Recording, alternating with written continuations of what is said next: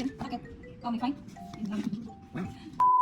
Hello guys, good morning. So anyway, dahil nga wala tayong masyadong ganap ngayon, at saka maraming nagtatanong sa inyo kung saan nga ba talaga ako nagtatrabaho. So anyway, dahil mabait-bait tayo for today's video, dadalhin ko kayo guys kung saan ako nagtatrabaho.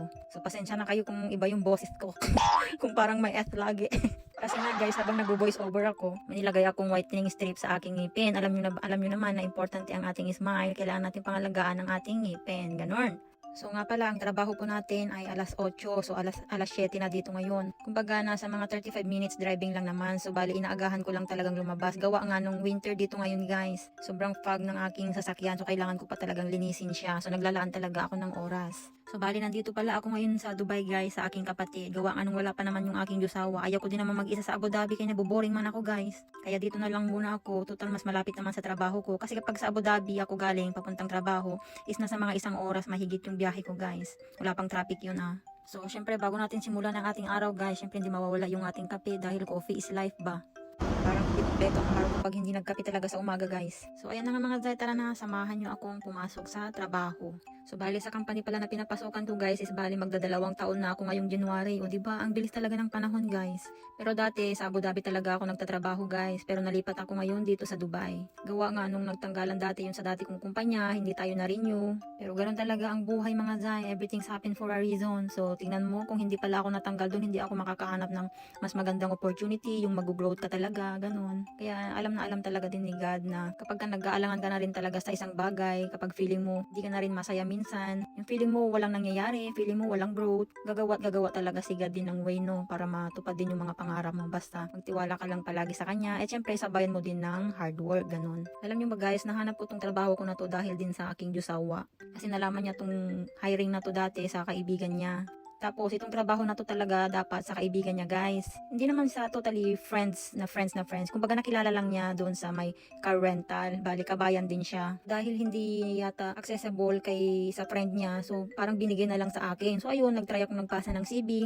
Tapos, ayun na nga, nakuha ko agad-agad, guys. O, diba? Bali, mga 1 linggo lang akong natingga noon, nakahanap agad ako ng trabaho. So, iba rin talaga, guys, kapag may experience ka, mabilis ka lang makahanap. Pero, alam nyo ba, guys, after nung natanggal ako sa trabaho, hindi naman sa totally tinanggal ako talaga sa trabaho. Kumbaga, hindi kasi na-target ng company namin dati yung sales target namin noon. So, dahil parang mababa yung sales, so ayun, nagkataon na hindi na daw i-renew yung mga pa-renew. So, ayun. Kumbaga, tinapos na lang talaga yung aming contract. Hindi na talaga kami ni-renew noon. Siyempre, nung nawalan ako ng trabaho, guys, panaiyak ako noon. Hindi alam kung anong gagawin ng aking josawa dati. Kasi hindi niya ako makausap. Kasi siyempre, kakabalik lang namin galing sa Pinas noon eh. Kumbaga, parang babawi pa lang sana sa gastusin ng mga nagastos sa bakasyon. Tapos biglang ganun, diba, yung nangyari. So like what I said earlier nga guys, everything happens for a reason. Yung pala mapapalitan talaga ng mas magandang opportunity. Tapos alam nyo ba guys, after nun, parang nagsunod-sunod talaga yung mga swerteng dumating sa buhay ko. Yung hanggang sa nag-start akong mag-vlogging na wala naman sineseryoso. O diba, hanggang sa nag-start tayong mag-earn, nakapag-ipon, o nadala ko yung kapatid ko. Hanggang after nun nakapag-ipon ulit pang driving license ko. Hanggang sa nakapag-ipon ulit pambili ng sasakyan ko. O diba, after all what I've been through, ang dami mga kapalit. So anyway guys, ayan, nakarating na nga pala ako dito sa trabaho. Nagpapalit pala ako ng aking sandals kasi naka-flat lagi ako guys kapag once na nagdadrive ako.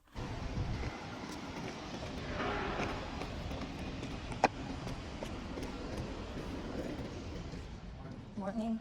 So anyway guys, ayan, pagdating ko sa trabaho, ayan, nag-ayos ako ng mga papeles. Naayos ko yung mga filing, gawa nga nung Monday ngayon. So medyo busy tayo for 2 days guys. So anyway, sa mga nagtatanong pala kung ano ba talagang trabaho ko dito. Kung trabaho lang ang pag-uusapan mga Zay, marami. Kasi malalaman mo talaga pag once na ikaw nag-abroad guys. Hindi siya tulad sa Pinas na kung ano yung designation mo, yun na lang talaga, yun talaga. Pero pag once nandito ka talaga sa ibang bansa guys, kapag sinabing admin ay huwag mo nang i-expect na yun lang ang trabaho mo Day. Kapag HR, nako, expect mo na lahat talaga gawain mo na rin. So bali ang trabaho pala dito guys is janitress guys. Tapos taga-timpla ng kape. Charot! Eme lang guys. Pero syempre kung trabaho lang talaga ang pinag-uusapan guys is marami guys all around. Kaya wala ka namang choice guys. Hindi naman pwedeng humindi ka kay tatanggalin ka sa trabaho. Tulad ngayon guys, kakarating ko pa lang, inaantok agad ako. Pero ika nga laban lang guys. Kailangan natin ng pera. So ayun nga, dahil inaantok tayo guys, nagtimpla ako ng panibagong kape ba. Sa mga time na to guys, galing ako sa taas sa sekretary kasi Pilipina din siya guys, nakipagchismisan muna ako kay kakatapos ng lunch namin, o diba? Wala na akong ibang ginawa dito guys kundi makipagchismisan, o diba? Minekos ko na naman mga Zay, charot. So ayan mga Zay, alas 6 yung uwian namin pero alas 5 pa lang nagre-ready na ako. Nauwian. Alas 6 uwian namin guys. Alas 5 pa lang, nagre-ready na ako. Ito nga pala yung mga tanim. O, ito yung pinabili ko sa driver namin. Para naman may halaman dito sa harapan ng office namin. O, diba? Ang ganda, no? Lapit ng uwian. Amal! Tapos ito nga pala yung assistant boy namin, guys. Sabi ko, sprayan mo yung mga halaman kaya naninilaw na. Hindi pwedeng mamatay yan. So anyway, guys, ayan o, diba? Ang bilis ng pangyayari, guys. Uwian na kami. So, bali, sasabay pala sa akin yung secretary. So, lagi pala siyang umaangkas pala sa akin, guys, kapag uwian. Binababa ko na lang siya sa metro, diba? So, ayun nga pala, guys, dahil magmamaneho tayo, kailangan natin magpalit ulit ng flat shoes, o, diba? So, ito na nga mga Zay, uwian na, o, diba?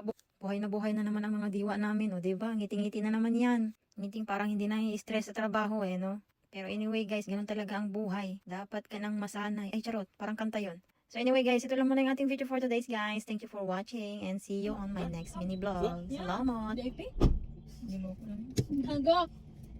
Ito ka na mag-invite ka talaga ng kasama mo dyan? Wala. Pag wala ka ma-invite. Wala akong invite, di ba? Post lang ako nag-post doon kung ano. Tingnan mo nga yung mga na-invite ko. Wala kukuha. Sariling sikap lang yun.